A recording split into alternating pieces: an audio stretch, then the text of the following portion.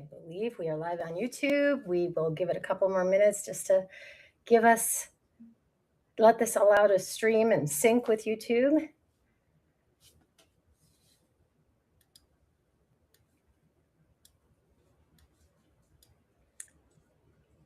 I think this is a good first watch for anyone who even watches the replay that you and I are not coming in here with a polished script. Like, let's just kick it off right away. Let's just kick it off. Exactly. Polished and scripted is boring. Absolutely. It's so like education. Do everything the way that everybody else says you should do it. All right. I think we've given us a minute or so to sync with YouTube. Welcome to Unmute with Priya, the live edition. So excited to be here with you today. I'm going to introduce my conversation partner, Marcie Dean. And Marcie was, if you haven't followed me, I have a podcast, Unmute with Priya, and we really amplify voices of people who have felt muted in their lives and what they did to unmute. So it doesn't necessarily mean starting to speak up, but just actually be living from yourself. And I met Marcie online in whatever way, and like I can't even remember all the little details, but Marcie has been a guest. She has an amazing gift. She's beyond, I can't explain what Marcie does, so I'm going to allow Marcie to do that. But what she does is the epitome of unmuting. So together with, not only has she been a guest, but we've become such good friends and pretty much talk every day about building a business, spirituality, all of those things. And so much of what we talk about aligns, and we get so enraged and so lit up with fire because of what's going on with spirituality that we said, hey, let's turn this into a live stream and unscripted. We're just going to talk. So for about an hour, you're just going to hear us talking about our ideas around spirituality and what we've dealt with. We're both entrepreneurs building businesses. So Marcie, welcome as my co-host today. This is an exciting conversation. Welcome to the show.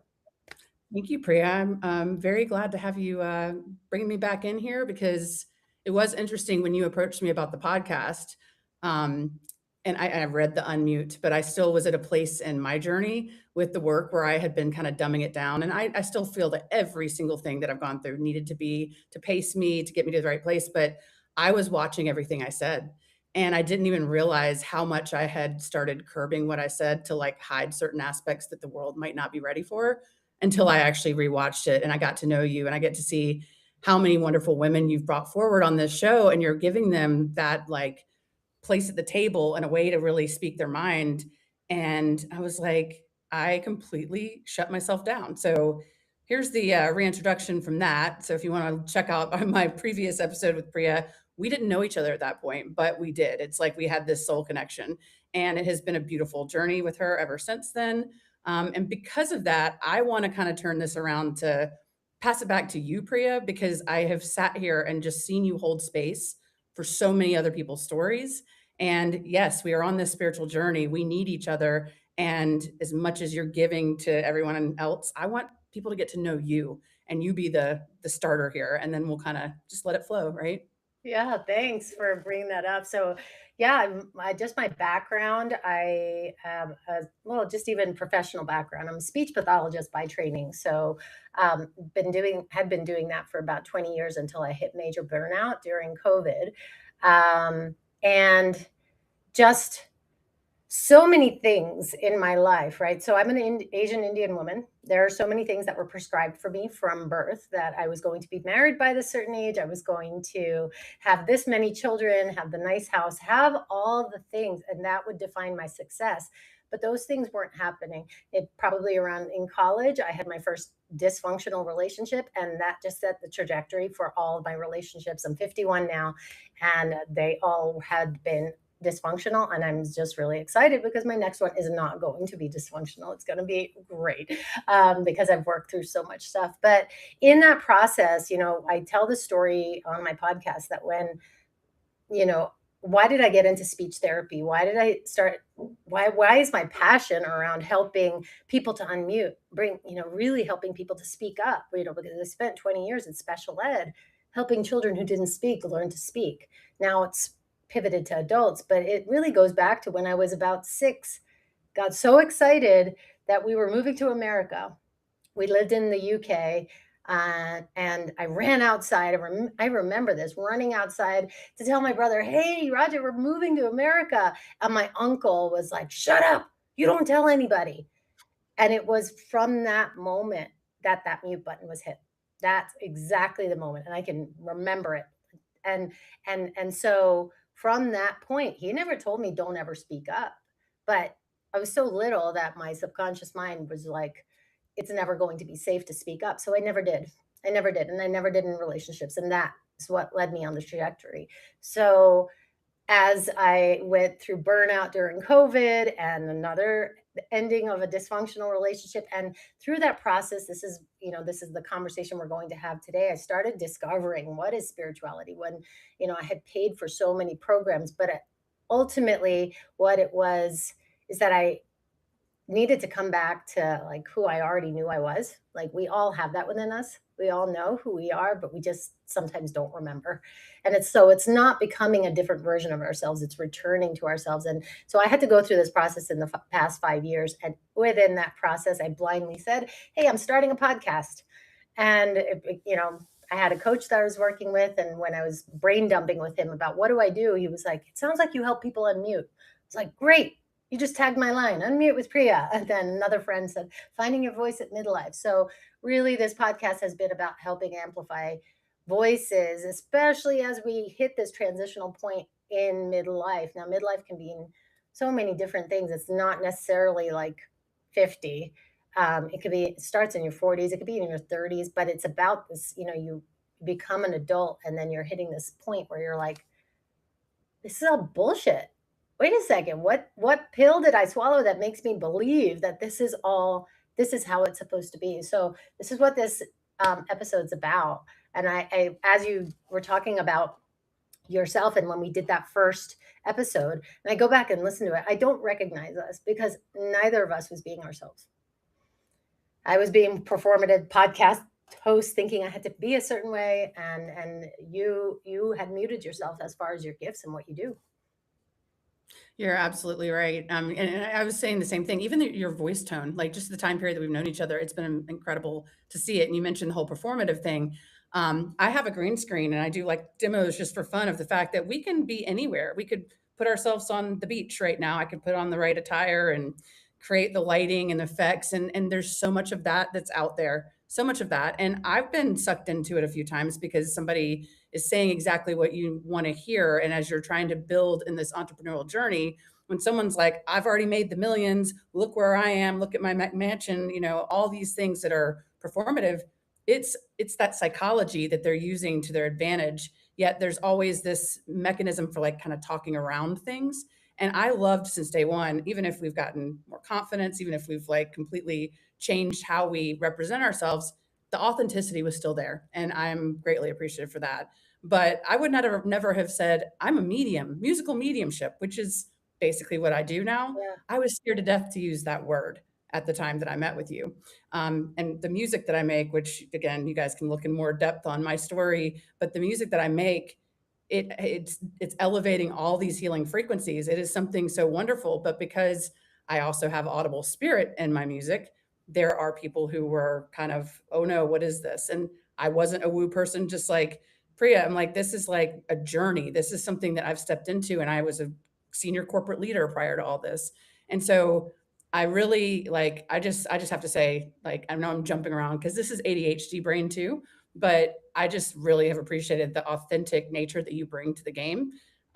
Because I had run into so many, even podcasts that I was on a podcast, filmed it, and it never came out. It's like there were Mm. so many things that got me hooked, and I paid for something like that, right? So this was just this beautiful connection, and I just love that you're calling out the reality about what's going on in the world right now. Yeah. So we titled, our thumbnail says spirituality exposed. So let's even talk about like what our individual definitions of spirituality, what it is to us. Yeah. I never spirituality, the word spirituality was never in my vocabulary. I had a boyfriend back when I was in my 20s, and he had had a relationship and that person had passed away. So there was, I shouldn't have stayed in it, but I was too young to leave it.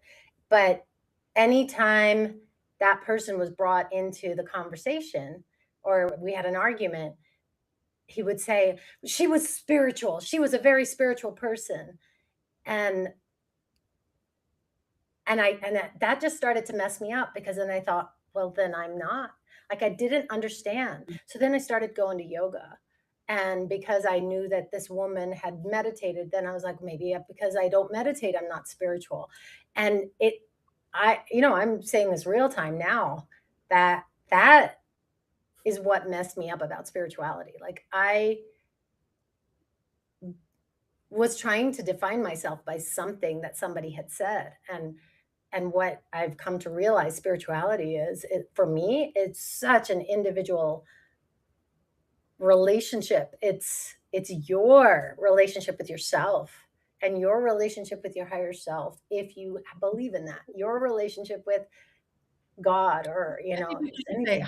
the highest good. Like, obviously, there is a pathway that is gonna be the best for your life, and we are given free will here. So, whatever your beliefs are, it's still about, like, striving to be make the most of this time the way that you are meant and designed to make it, right? Not just autopilot, letting the days pass you by, right?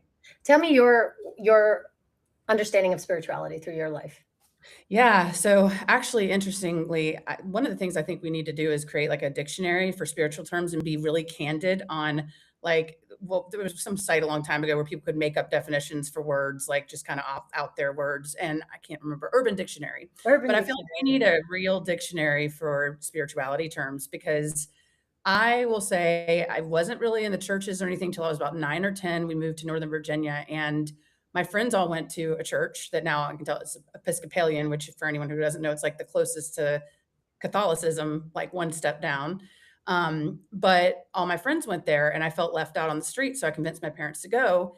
And I actually enjoyed it. I ended up working in the nursery. It was like a different experience. I was an acolyte and I was reading all this stuff. And it's the very first time in my life that I was educating myself on something that I then realized I felt like I'd always had this relationship with God, Jesus, something, but I didn't put it into this framework. So this was giving me some sort of framework that actually helped me at the time. And I liked being a participant and doing all these things. And I chose to get baptized at 10 years old.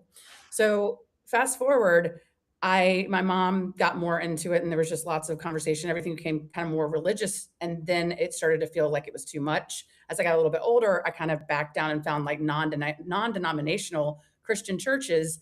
And that's where I resonated. These pastors would be funny. They'd be speaking to your soul. It did not feel like a rule book. It felt more open and there'd be like more musical worship. Not that I loved all the songs, but it felt more me. And I didn't ever go regularly, but like whenever I would go back, I had a couple places I found that just the pastor, their personality, that was everything to me. Meanwhile, I had people that what I would call spiritual at the time. And I, again, trying to break this down in my head, like the definitions of religion or spirituality. I would see these people that were like the vegan on the hill. The girl that like she just talked so light and fluffy and nothing ever phased her and everything is perfect, but you have to be a vegan and you have to go to yoga. And these are the kind of ways that things go down. And then I'm also having people in my ear in the Christian community that talk about spirituality basically being evil when they bring up tarot cards or mediumship. And I didn't have any friends with like mediumship gifts, but I felt like I had them myself and I would just have to kind of dumb this down, but everything just felt like something that was against the real true God.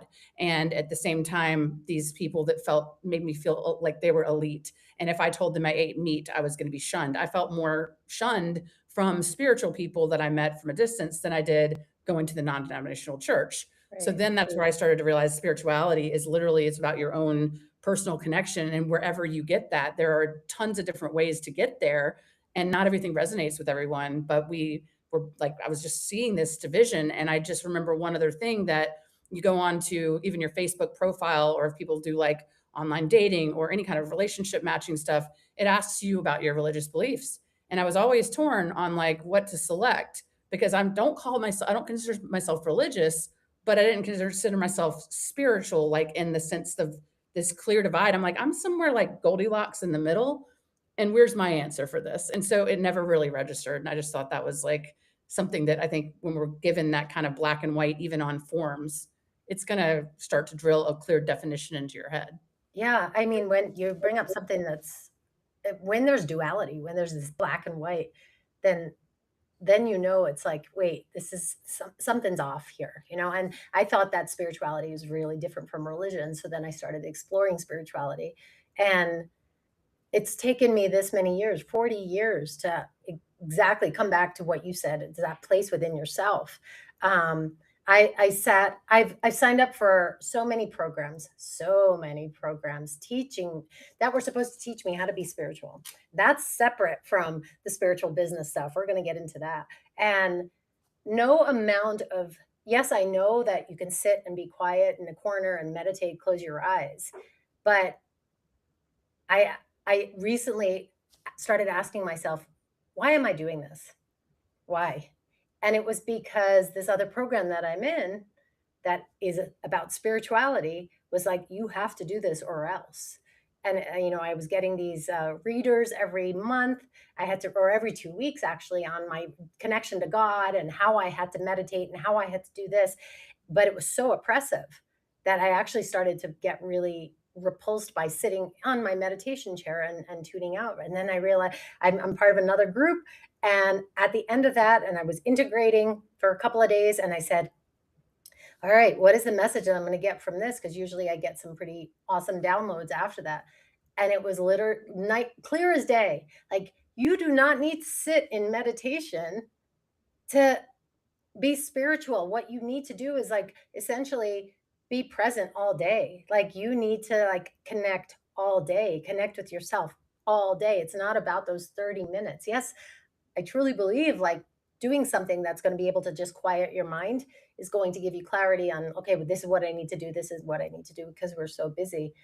But it doesn't have to look exactly like what everybody is doing or what I'm putting in quotes, the masters have done. Right. Yeah. So again, the interesting part for me is almost like I resisted it and I feared it from the stance that I understood it when I was younger. But I always had this gift, and I got comfortable with calling myself an empath. Like that was the language that I felt safe with just saying. Just I sense things. I'm very deeply emotionally connected. I can read the energy in the room. I would have these predictive moments. Again, now I'm looking at it that yes, I have some psychic abilities. Yes, I have mediumship abilities. Like it's so much bigger, but I boxed it in to keep living my day to day life for many years.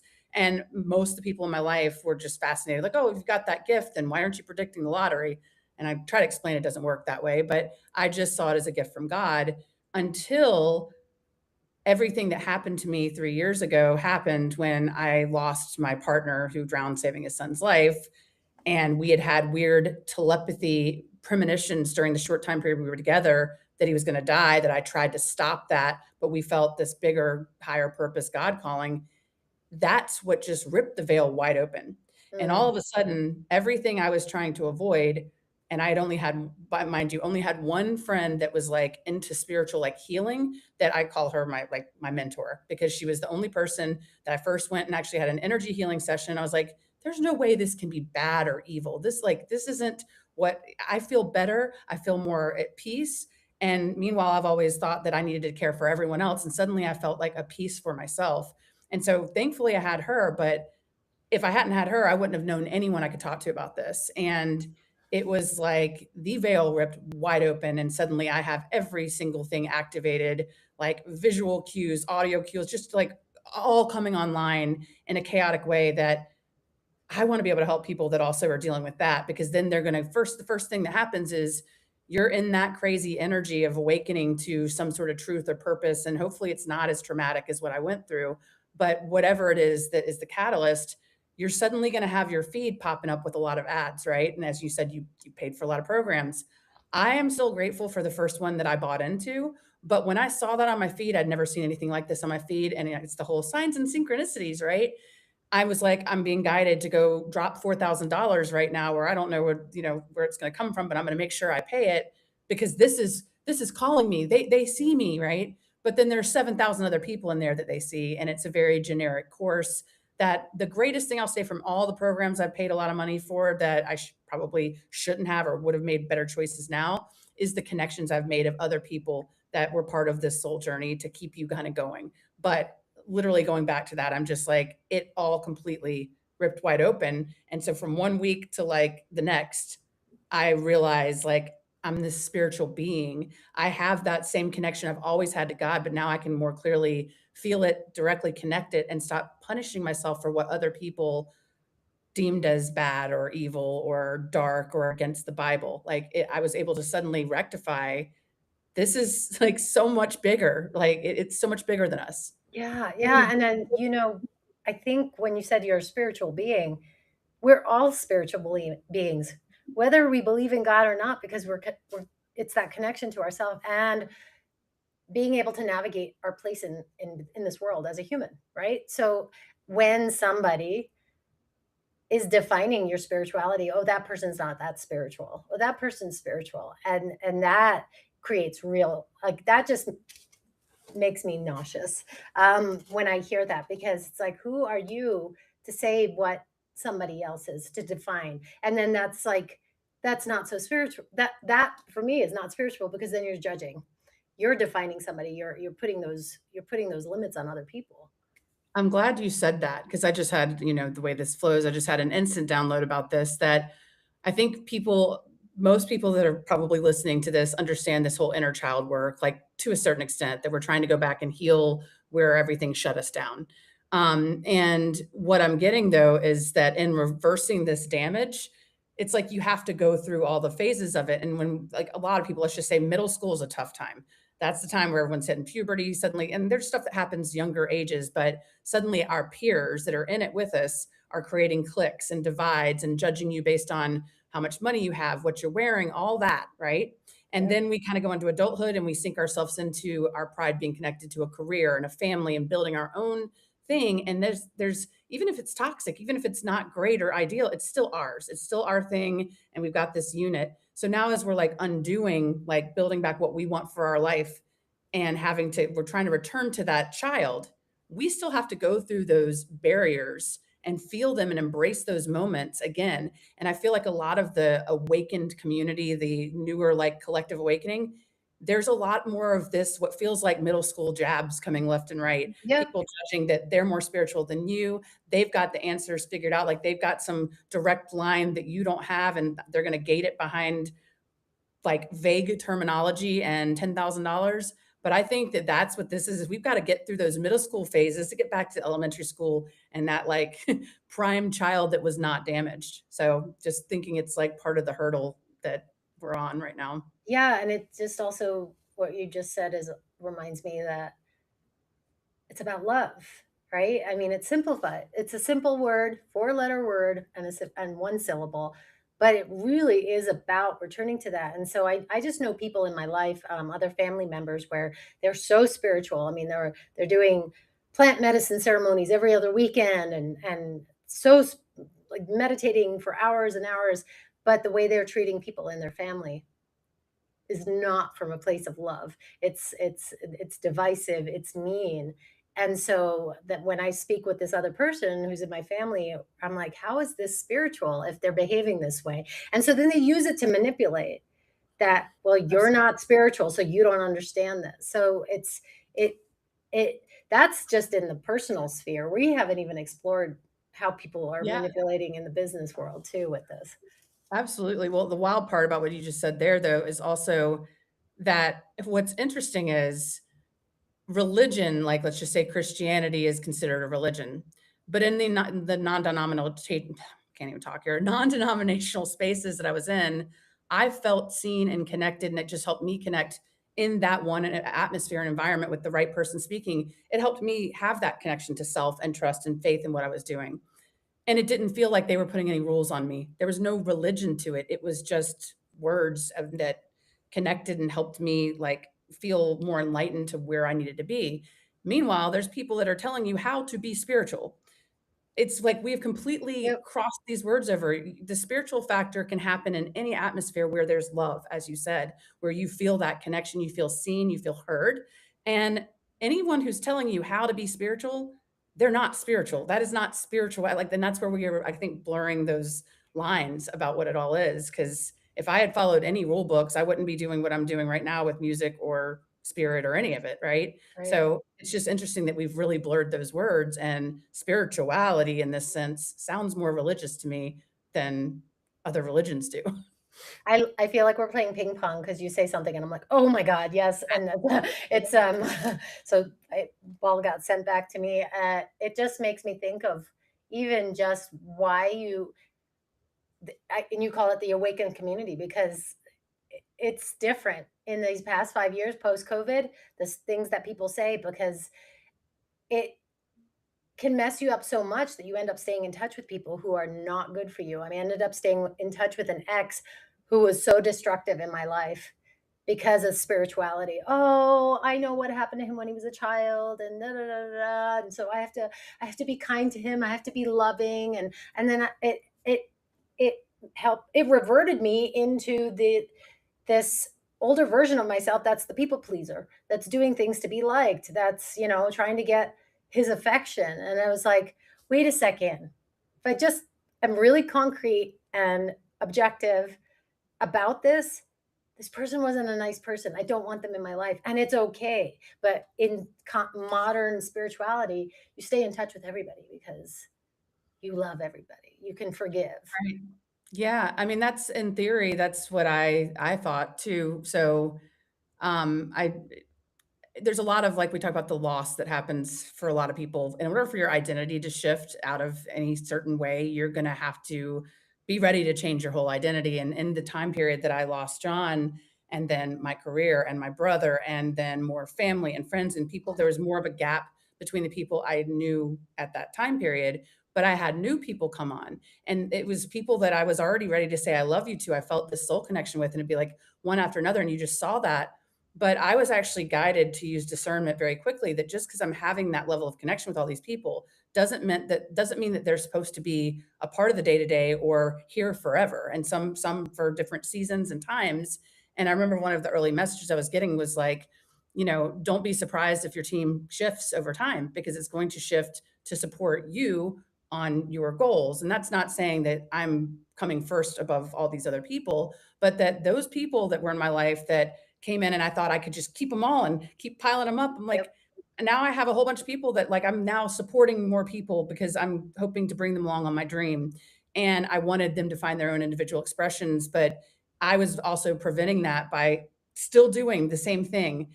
But now with soul connections, it felt even more beautiful. And after you've lost so much, you don't want to lose them. So like I've learned that it will be dismantled for you if you don't take the time to understand that this is something that we have to accept, that some people come in for a moment. Some people are there for just one conversation. You like connect with them and you're like, oh, they're going to be my best friend. They fade away. Having to go through all this, it's just so important that we understand that we were still there for those people, even if it ended badly. There was something that they learned, we were crossing paths. And the more you can just say, as you said earlier, in the present, right here with yourself, and not try to think through planning out or rehearsing or going back in time, and just accept who's in your life today. And if that shifts, it is all for that higher good, right? Yeah. And it brings into like surrender and trust, which is a hard thing. I can see this I can relate this in a very concrete way to like ordering something online. I wanted to order something for a sound healing instrument, but it kept getting blocked and I kept trying it. So there were multiple attempts. And so then when I Googled it, it was in a country like in Eastern Europe, and that's why it was being flagged. And then there were reviews that it wasn't a legitimate company. And so that's how I see surrender and trust is because so many of us are trying to hit that process button. Let's keep doing it. It's not working. Let's keep doing it. And then you end up hitting roadblocks and you feel bad about yourself. And and so what I was able to do was discern, you say the word discern, hey, this is not for me. I don't need this. And let it go. But I feel like I said, before this, prior to COVID, I was definitely trying to make things work that weren't working, and I wasn't listening. So spirituality became about actually listening and listening that, hey, this thing isn't going through. There's a reason, you know? Absolutely.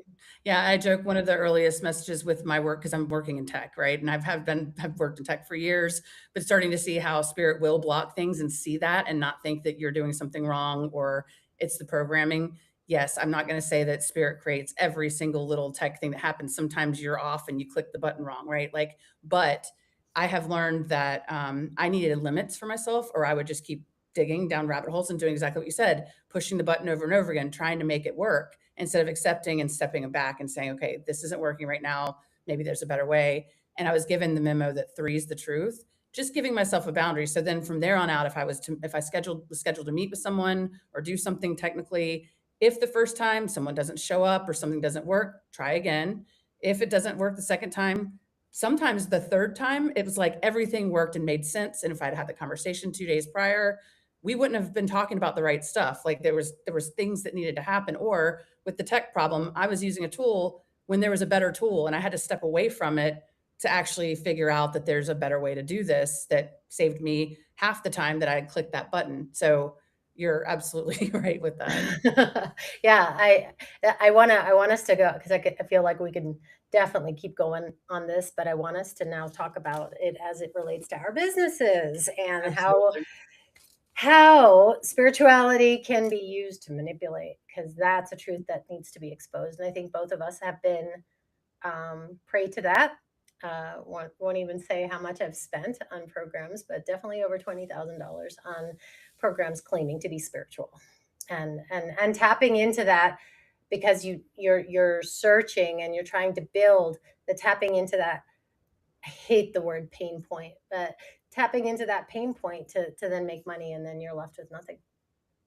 Absolutely. And I was thinking about that the other day because I wasted money, not necessarily all on spiritual programs, but more of leaving the entrepreneurial journey. So, like, take it out of that. If you're just an entrepreneur, it means you've tapped into something that you're trying to break this matrix and break out of it. And specifically with the spiritual community, I feel like they become victims. We become victims of a very specific target with the market. So I wasn't actually like spending as much money on that as I was on like a marketing funnel team because as technical as I am, funnels don't make sense to me, can't stand the tools. And if somebody's going to field my calls, make sure my ads are going well, great. But I wasted $7,000 or $8,000 because those people were not aligned with the actual spiritual mission. So ever since I was like, I just need a marketing partner and I want to know it's somebody who is aligned with my mission, understanding the spiritual side of it, really like grasping that. And I got through like 3 or 4 or 5 months of I'm not seeing anything, not feeling anything energetically aligned.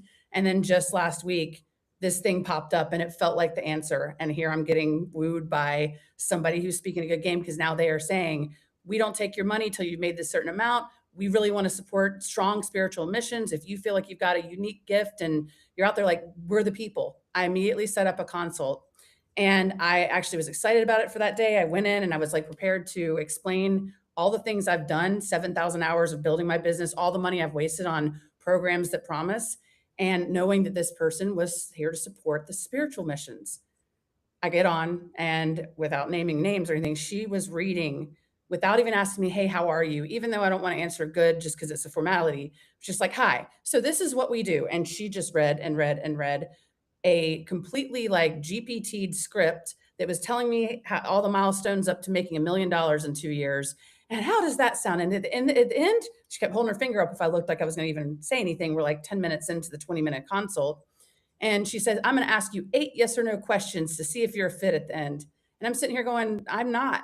Like, I already don't feel aligned. And she used the word alignment up front, which I said to her, like, I did interject. I was like, I appreciate you say that because alignment is critical. What does that mean? Aligned for your soul. And if you're working with other people, making sure that there's an aligned goal that you've communicated. And I just looked at her, and I normally in the past would have like kind of just sunk back and not said anything and maybe just ended the call politely, or I would have been kind of manipulated into starting to feel like maybe this is good for me. I said, this isn't aligned because what I'm doing is different. She cut me off. She goes, everybody says their thing is different. I said, no, ma'am. I am a tech leader. I already know what I'm doing. I have helped hundreds of people. I have built over 600 tracks. I have spirit audibly coming through a patentable process. Do not tell me I am everybody else. But the fact that she was just instantly going to dismiss that she's used to dealing with people that are coming there that are a little bit more lost, and these numbers sound great, all the way up to $1 million, and it makes sense. And then she's like, and in the end, you can be on a podcast. So I have to wait 2 years to be on your podcast that I don't even know about. Sorry, I've already been on 20 others, and I'm going to go to Priya's this weekend. That is not like, Yeah. but that's where they get somebody who is suddenly like feeling out of sorts and they don't have anyone to talk to, and they're throwing these numbers out there. And I think a lot of them are even possibly sitting with the green screen with the McMansion behind them. And they probably start off just saying, I've already made $5 million this month. Come to my mastermind class and you can get my script on how to do it. And then you go to one of those things, you buy the script, you go like attend, you see the energy that there's a bunch of people here. They feel like welcoming and warm. And then you even apply said things and it doesn't work for you. So then you're looking at your feed the next day and you're just not manifesting correctly because Oh, if you're thinking about manifestation. wealth, you're thinking about debt, that's what you're going to bring. So now it's just doubled down that not only did what she did, she didn't ever completely explain what she did, but she gave me some kind of garbled way to operate and I'm trying it and doing it every day. Now my feed is also insisting that I'm not manifesting correctly. And now I feel like everything is just wrong with me. But what if those people are actually not millionaires to begin with? They just got really good at acting. They're pitching something that is fake on the stage. And now, because those numbers clicked into your psychology, they've got hundreds of people signing up and buying their stuff. And now they are a millionaire. Now it's easy. But it's Yeah. like they hooked people with bullshitting. And Yep. so that's just one of the things that makes me sick. Yeah. I mean, one of the programs that I signed up for that I feel like it was some of the others, I'm like, okay, I learned it was a business investment. But this one in particular, because they even the ad was pitched towards spiritual healers, whatever that means. And then when you listen, it's like, or when I did the call, I was actually going to bail from it, but then they roped me in with spirituality. Oh, this is exactly what this person does. So continue with the call. I didn't realize the entire time she was reading from a script, but it was that healers or spirit, if you're do have a spiritual gift and you're selling it, we often undercharge, which I agree with. There's this like benevolent self that we want to help, and we don't if something is $300 and somebody says I can't afford it, we're like, oh, sure, I'll do it for 10. I mean, I just know that that's just the nature of it. But that's how I was roped in. And so in spirituality, like this is we're going to help you. So you should be able to charge for your services. And so getting somebody to pay $3,000 to work with you for a set amount of time. And I thought this sounds great. This sounds really great. And so when I joined the program, couldn't get the money back. There was no money back guarantee or anything. It was so three-dimensional. Call somebody and hang up and then call again, which when I get those, I'm like so pissed on my phone. It was scammy. I had people opting in and then I would check my funnel and see that they had opted out and the calls when I would do the calls, it was stopped. Like I spent so much money on this program and didn't get anywhere with it. And I know others didn't because it was so scammy. And they used spirituality to rope people in.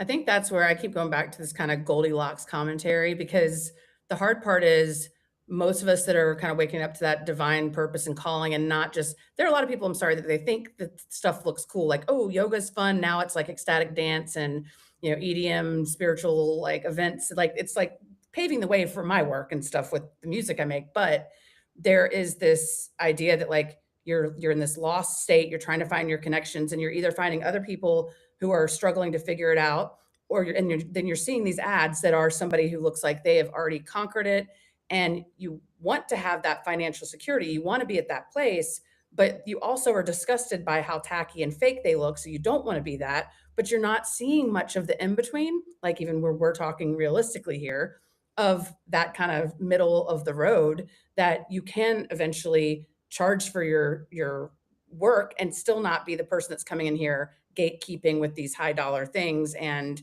making you feel like something's broken in you. So I think that there's that middle ground. It's hard to find it. You Yeah. either find your peers that are just as broke and going through the same pain, or those dogs that are after you that are at the top, and they don't really care what the final outcome is. And I've never been able to, like, I couldn't live with myself if I was Yeah, charging some crazy amount of money and then it didn't help the person, right? Because we cannot absolutely. guarantee that no matter what a coach offers you, no matter what any healer offers you, we can't guarantee the results because each person is uniquely different. And if you aren't open to receiving or learning or whatever it is, you're not gonna get the same result as another person in my program or in my, listening to my music, whatever it is.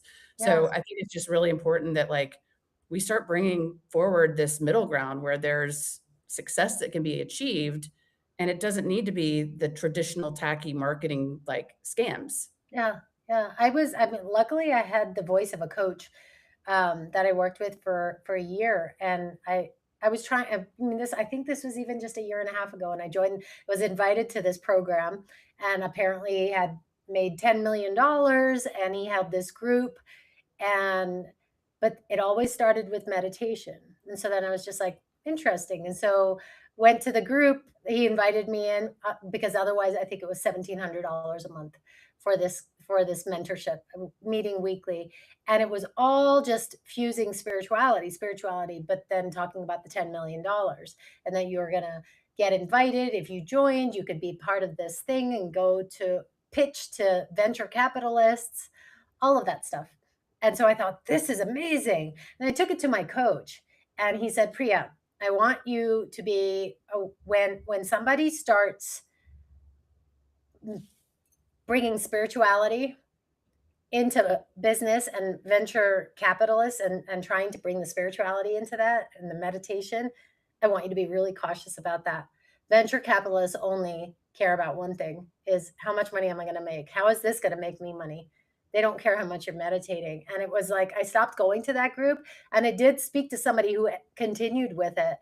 We actually became friends, and nothing ever happened out of it. And the venture capitalist that he was pitching to didn't have the funds. So it's like he had spent 1,700. He had tanked his funds because he was trying to, build his entrepreneurship, and meanwhile nothing ever happened. And I think that that's what a lot of people realize, like nothing is happening.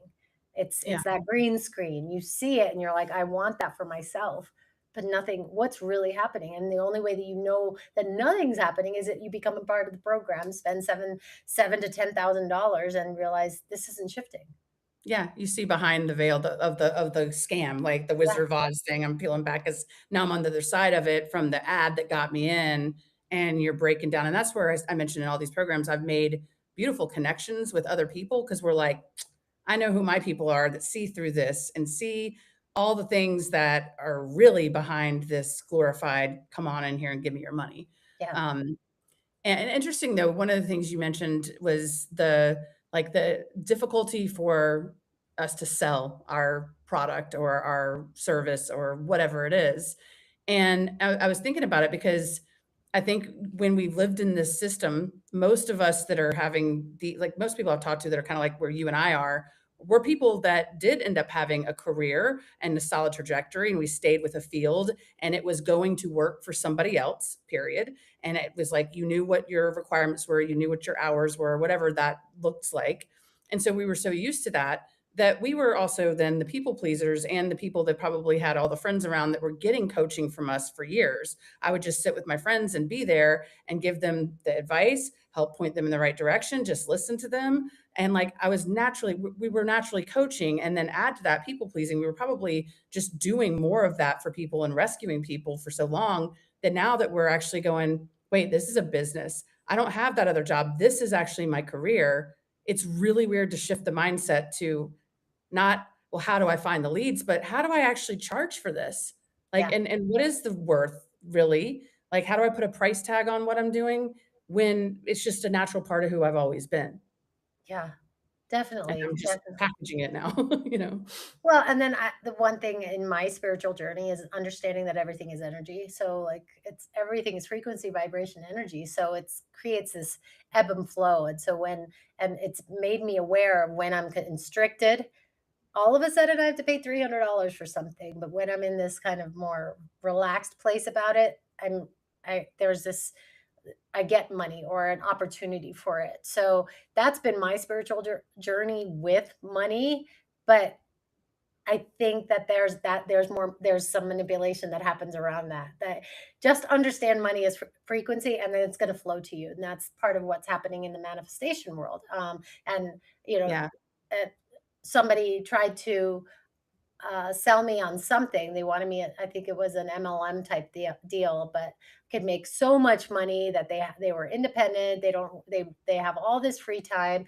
And so I said, so then how does it work? So they said, well, you do this, and then you use the law of attraction to bring it in. I'm like, oh my gosh, you're selling me on law of attraction?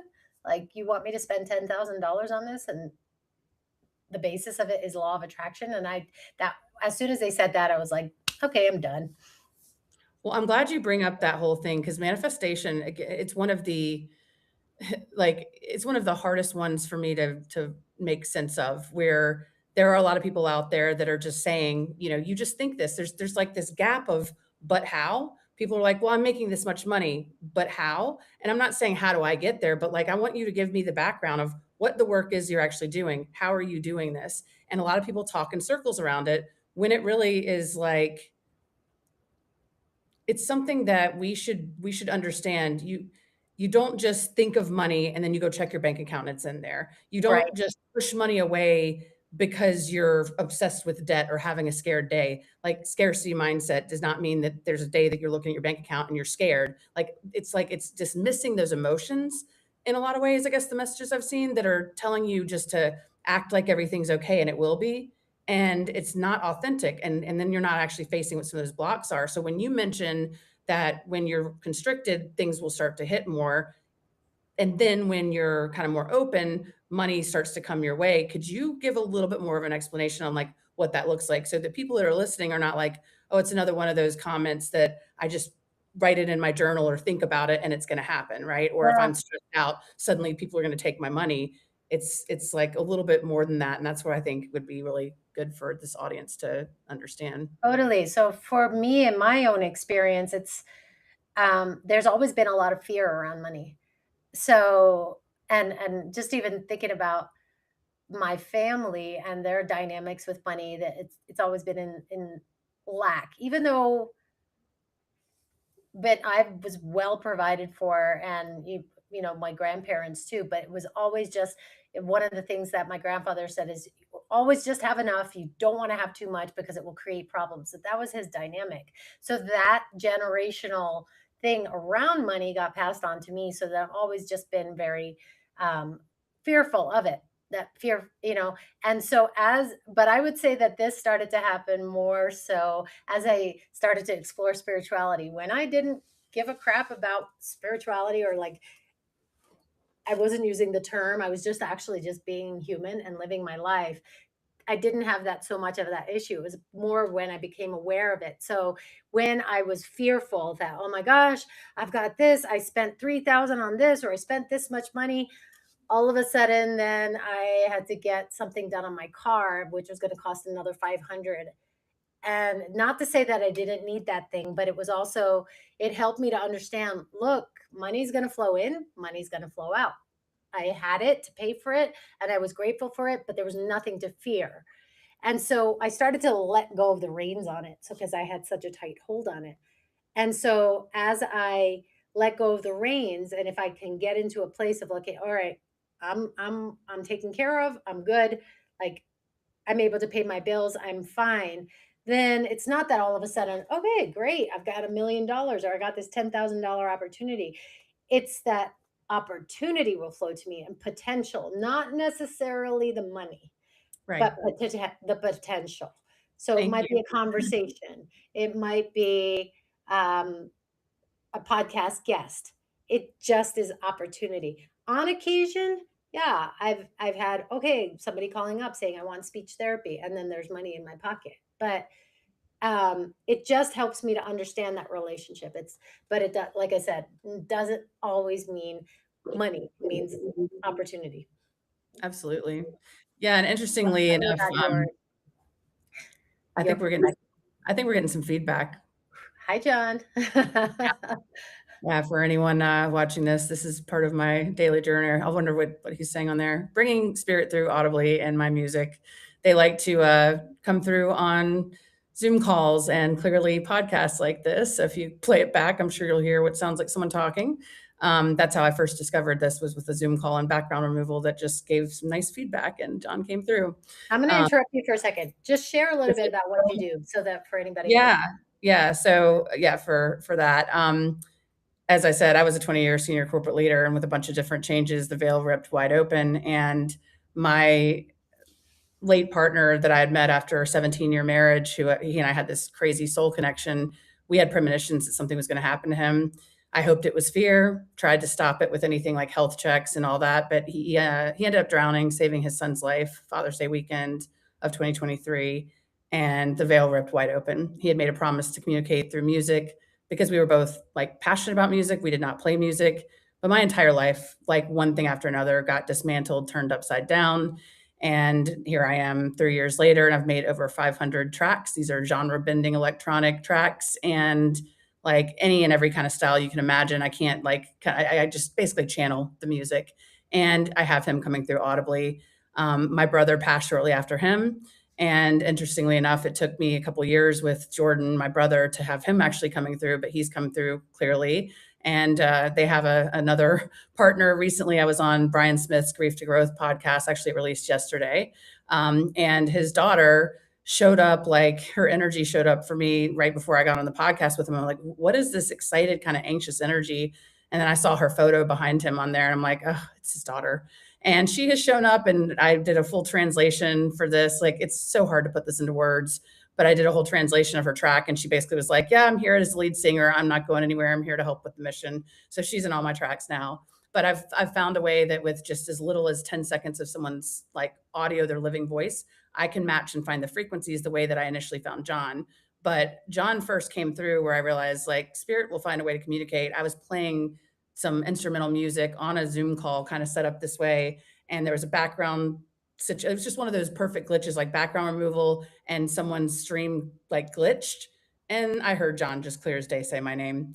And I went down all the rabbit holes. I'm like, this is way more than just I'm going to hear him DJing my Spotify playlist. But the beautiful part is that hundreds and hundreds of people this music has helped. And I'm trying to bring something this big and this pioneering to a world that isn't ready for it. And this is where I talk about the spirituality movement. Even people who are on paper, on their website, they look like they would be completely open to what I'm doing. They don't get it. And it's like, I know I've kind of threatened certain like people like scientists, musicians, mediums, different people that like they've been doing something by the book, the way the spiritual world told them to, following the rules. And here I'm coming in, breaking every single one of them and trying to bring this forward and finding my place with something this pioneering. It's like you'll see all these support groups or Facebook groups, like one that wants proof of afterlife. And I think, oh, I found my people. I'm going to finally find an audience that's going to actually see what I'm able to do and how this music is helping people with their grief, their trauma, their neurodivergence, you name it. And I go post, hey, here's audio clips. You can actually hear my late partner talking about the bridge we're building. And I make this music. Crickets, nobody commenting on it. And then right after me, some lady put a photo with like a water ring on a table and said, no one had water there. So it must be her late husband. Not to dismiss her like sign, but there were 350 likes on it and not one person liked me actually giving real proof. So being in this place of being ahead of even the like people who want to believe and know that we have a bigger spiritual existence, that life goes on, has been a huge challenge. And that's where you, Priya, have helped me so much through this. And I'm just so glad to be making like authentic connections in this world of people that are just completely, as we've said, shams, Yeah. scams, in it for themselves. Yeah. I never had a doubt about like what you were sharing. It was like, whoa. I mean, even that first time that we did the podcast, when I look back, I looked stoned. I was like, I felt out of body. And then even I think I went to the bathroom. I was like, I don't look like myself. Like, what just happened during this podcast? Because I had not experienced that. But what you do is absolutely like real. That's the only word that's coming up for me. And I've experienced John. I've met John, which is great. And the fact that you can't make up when my name comes through in those audios, and the fact that it's like, and I sent that to a friend, and he's like, that's Priya. And I was like, he's saying my name. So it's like when you talk about, spirit source beyond the veil, it's that connection that's there. Like we're not saying spirituality is not real. It is real, but it's also like, what is it for you? You don't have to believe what somebody is telling you. You have to believe what you believe. Um, and don't go in a rabbit hole. Don't try as much as possible so that you can save yourself some money. I think you and I both probably spent enough money for a lot of people that we. Yes, yes. Yeah. Anything I can do to save time and efforts where we can, right, to help other people Yeah. because I wish I had had somebody that was just like basically a concierge, like a mentor to just kind of say, okay, I've already been through the ropes here. Even if they don't know what I'm doing, to be able to say, here's your warning list. Here's what all these words actually mean that you're going to start hearing that are used to get in your head and it takes you a while to comprehend them. Like, I just want to be able to provide tools. And this is where I think you and I can continue to work together on it. But like to have people actually understand what is it, what direction to go. And everyone's going to have their own journey. Yeah. But if they are more informed with what's actually going on versus just getting sucked into the psychological pitch, then how much better for you to not have decision fatigue, but to know what's aligned and what's not. Yeah. Yeah. And then how I was saying that flow of money, that ebb and flow of like being in constriction. So a lot of these programs that pitched to me and that I purchased, I take full responsibility for purchasing them, pitched to me when I was in this constriction. Because it was fear and it was desperation. And so when you are thinking about purchasing one of these programs, you need to be in a more relaxed state, that not in any kind of desperate state. And definitely do your research. Like, don't sign up for the first program that's out there. Find out the details, find out how much success. Don't just go for like an email that has some testimony screenshots as well. You want to know the details about the things that you're paying for.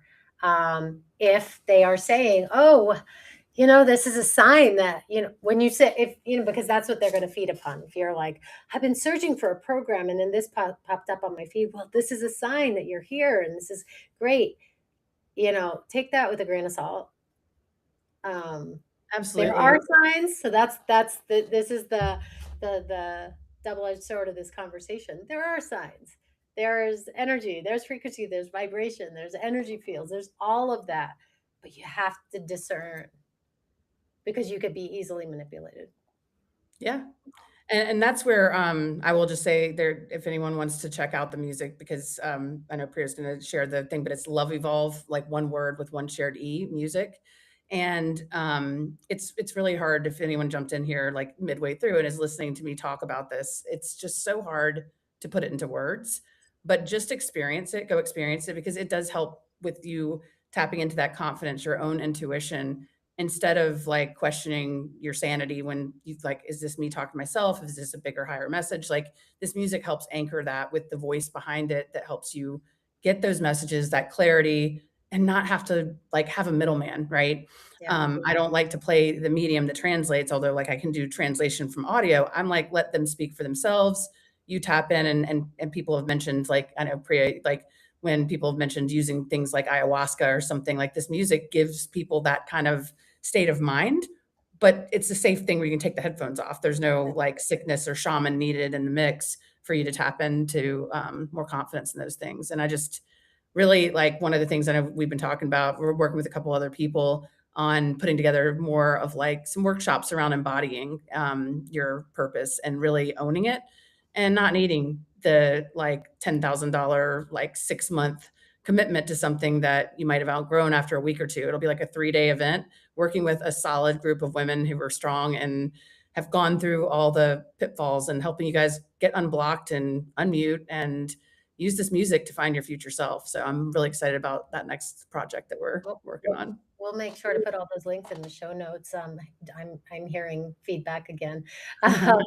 Yeah, you'll have to listen to it and tell me what he's saying. One of the other, like in closing, about this conversation about spirituality. So my grandfather, my grandparents were super faithful, and the devout Hindus. but they didn't sit in meditate. My grandfather didn't sit in meditation. So when I first that boyfriend said, "Oh, this she was spiritual," and then I started exploring yoga when I was in my 20s. I went to visit them in India, and I was like, "Where are the yoga studios, Grandpa?" There was no yoga studios because he said he was going to teach me yoga. And he literally like got up on his bed and did a head like a back bend or something, and he's like, "This is what I do," and I was like, "So you don't just sit and do it for 90 minutes?" And it's like, "No, you he did it things throughout his day. He did a prayer, like probably a 10-minute prayer before every meal, but never it dawned on me the other day about like him being this such a teacher about spirituality, but didn't do all those things. And like I could go on. And even when I got connected with that shaman who's from the Kero tribe in Peru, I connected with him thinking he was going to give me the secrets. Right. And meanwhile, he was like, "You say thank you to the Pachamama and the sky and the mountains and the earth and the water, that you're always just thanking them." And it was like, how simple is that? Like, so as we, come to a close with this conversation, this awakened movement and what it's turned it into, it's like find what works for you, right? Absolutely. Yeah. Yeah, yeah, try to avoid these complicated pitfalls that, like, quite literally, we're overcomplicating things, thinking that it has to be harder than it does, and some of the hard work I think we have to go through to actually be able to say that on the other side of it, and I'm not saying it just from a, "Oh, look at me, I've got this huge gap from you now because 'cause I'm enlightened." It's literally saying, "I've been there, I've gone through it, I'm still close enough to the pain and the loss and all the things to tell you that there's definitely some things you can shortcut on and save your money on." And it is about your own journey, your own peace, and you're going to find the right people when you're open to not just looking for the quick fix or somebody to save you. You're going to find the right people, like I got the privilege of meeting Priya and connecting with her on, who are your soul sisters, your family that are going to be here for whatever length of time they're meant to be to support you, and it's what keeps me going. Yeah. This has been an awesome conversation. We did it. All right. Sweet. And so we will, I think we're going to have more conversations. Thank you for being with me on the first live edition of Unmute with Priya. You kicked it off, and here's to many more. Awesome. Looking forward to it, Priya.